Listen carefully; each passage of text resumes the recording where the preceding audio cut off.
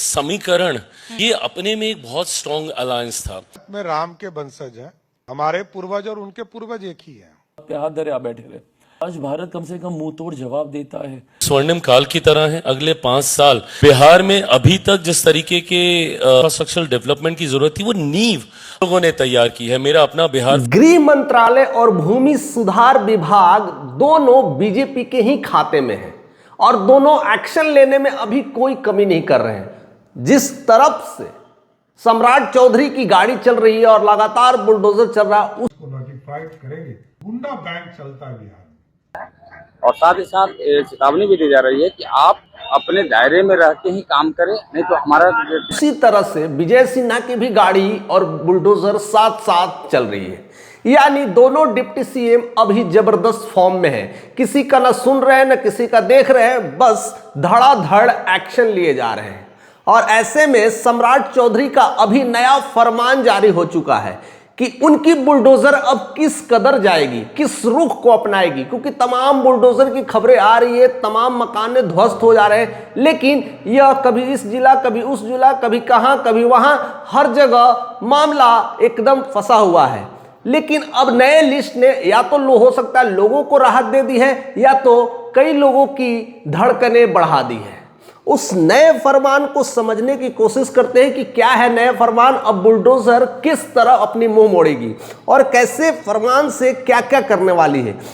तो नए फरमान में सबसे बड़ी जो बातें निकल के आ रही है कि वैसे जमीन को अधिग्रहण किया जाए जो सरकारी सिलसिले से ज्यादा इंपॉर्टेंट है। ऐसे तो फरमान में पंचायत की जो जमीन आती है, जो सरकारी पंचायत के जमीन है जिसने अधिग्रहण कर लिया है, जो कब्जा कर लिया है, उसको लिस्टिंग किया जाएगा। दूसरे जो स्वास्थ्य विभाग के जितने जमीन पड़े हैं वो सब जमीन को लिस्टिंग किया जाएगा। और तीसरे शिक्षा, अगर हम बात करते हैं शिक्षा संस्थानों के लिए जमीन आवंटित कर रखी है सरकार, उसको भी धीरे धीरे अधिग्रहण में लिया जाएगा। और जो चौथा कह सकते हैं वो वन विभाग, कई सारे वन विभाग के जमीन हैं जो पड़े हैं और लोगों ने धीरे धीरे कब्जा करना शुरू कर दिया है। और लास्ट में अभी तो लिस्ट तो बहुत बड़ी है, लेकिन ये 4-5 लिस्ट अभी काफी ट्रेंड चल रहा है और एक एक करके फरमान जारी हो रहे हैं। जो लास्ट में जो लिस्ट फरमान हुआ है वो जिला परिषद की जमीन को लेकर के हुआ है और जिला परिषद की जमीन काफी ज्यादा है और इसी को लेकर के चर्चा इतना ज्यादा चल रहा है कि अब बुलडोजर वैसे जगह पर अटैक करेगी जो जिला परिषद की जमीन को कब्जाए हुए हैं। तमाम रिकॉर्ड छानने के बाद यह पता चला, ऑफिशियल रिकॉर्ड है कि पूरे बिहार में 49,352 हेक्टेयर की जमीन जिला परिषद के अंदर आती है। देखिए कितनी जमीन है, देखा जाए तो लगता है कि पूरी तरह से तहस नहस होने वाला है, पूरी तरह से एकदम मंजर अलग दिखने वाला बिहार का। और उसमें से करीब करीब बताया जा रहा है कि 8-8.5 हजार हेक्टेयर जमीन खाली पड़ी है और बाकी के जमीन कहीं ना कहीं अधिग्रहण कर लिया गया है। अब अधिग्रहण में सबसे बड़ी न्यूज और खबर निकल के आ रही है कि सबसे ज्यादा अधिग्रहण वाला जमीन है जो मेन सिटी है वहीं पर हुआ है। यानी पटना को ले ले, भागलपुर ले ले, मुजफ्फरपुर ले ले, ऐसे ऐसे तमाम जो सिटी हैं ये लोग ज्यादा अधिग्रहण कर चुके हैं और सबसे नंबर 1 लिस्ट में पटना आ रहा है। पटना जिला में सबसे ज्यादा अधिग्रहण किया गया है, यानी कहीं ना कहीं जिला परिषद का जो जमीन है उस एरिया में ज्यादा अधिग्रहण किया हुआ है। अगर ऐसे देखा जाए तो पटना की अब तबाही शुरू हो चुकी है, क्योंकि अब बुलडोजर बाकी जिलों से रुक कर करके पहले जो जिला परिषद की जमीन है उसको घेरे में लेगी। और करीब करीब ऐसा बताया जा रहा है कि 870 एकड़ जमीन सिर्फ पटना में जब्त है। अब देख लीजिए पटना का क्या मंजर होने वाला है। पटने जिले के आसपास के एरिया में कान खोल करके घंटी सुनाई दे रही हो, क्योंकि बुलडोजर के साथ साथ एक अलग साउंड बॉक्स भी चल रहा है मार्केट में और गूंज कर रहा है कि जल्दी से जल्दी वैसे जमीन को खाली कर ले जो कि जिला परिषद के अंदर आता है और उसके बाद हम एक भी मौका नहीं देंगे, चाहे बड़े बड़े महल क्यों ना हो, चाहे आलीशान बिल्डिंग क्यों ना हो, चाहे बड़े बड़े अच्छे दुकान मकान या भी और भी कल कारखाने भी शुरू कर चुके हैं, तमाम चीजों को जल्दी से जल्दी खाली करें, नहीं तो सम्राट का बुलडोजर तैयार खड़ा है और पूरी तरह से तैयारी के साथ पूरे बुलडोजर को फूल माला चढ़ा करके श्री गणेश किया जा रहा है कि जल्दी से धड़ाधड़ एक्शन ले।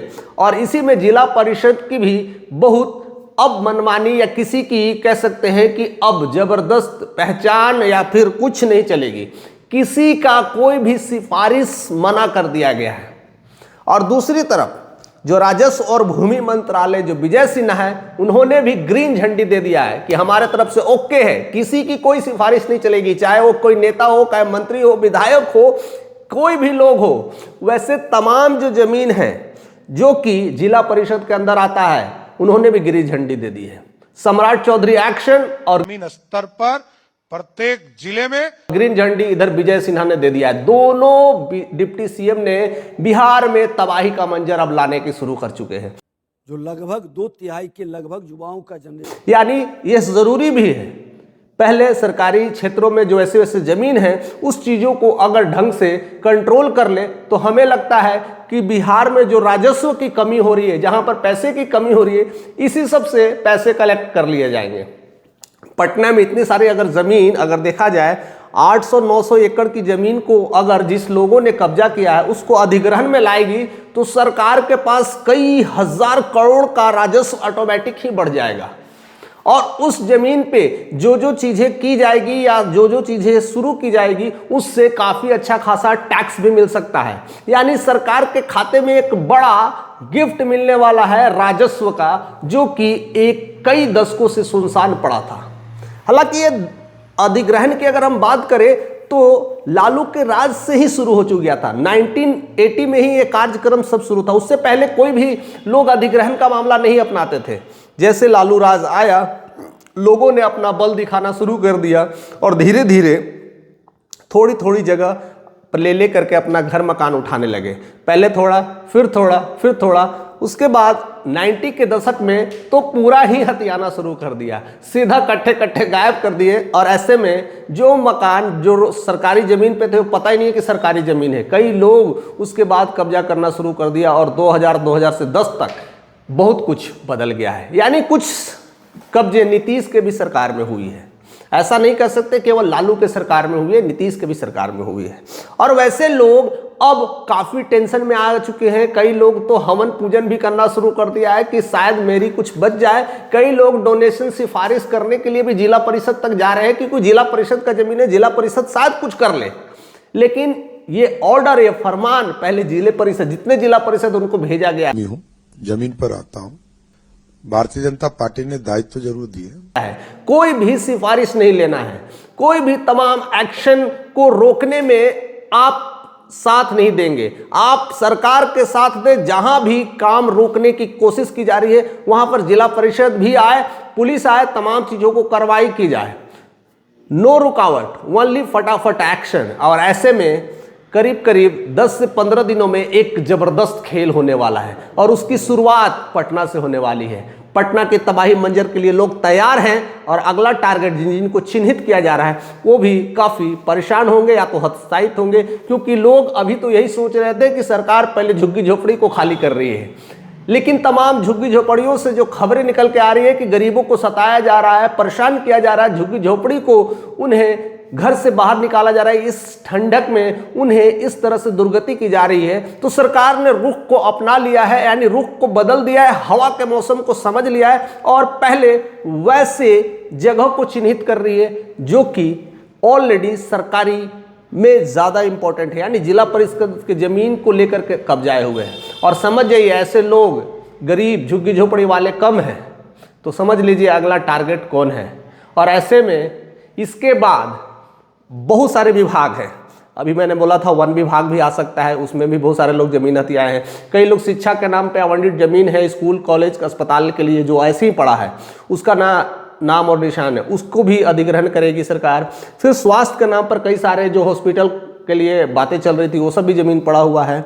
ऐसे में पंचायत भी आ जाता है। पंचायत आएंगे तो पूरा गांव देहात में एंट्री हो जाएगी। जो गांव अभी सोच रहे हैं कि हमारे यहाँ कब लॉटरी लगेगी, तो उनकी भी लॉटरी लग सकती है। लेकिन पहला जो अतिक्रमण शुरू होगा, अब जिला परिषद के यहाँ एंट्री होगी, यानी हर जिला अब पूरी तरह से सतर्क हो जाइए, क्योंकि अगला निशाना आपका है। जल्दी से अपना बता दीजिए, चिन्हित कर लीजिए, खाली कर दीजिए, नहीं तो वो मौका नहीं देंगे। सम्राट चौधरी हो या विजय सिन्हा हो, दोनों ने ग्रीन झंडी दिखला करके क्या कुछ माहौल को बदल दिया है। फिलहाल इस खबर में इतना ही।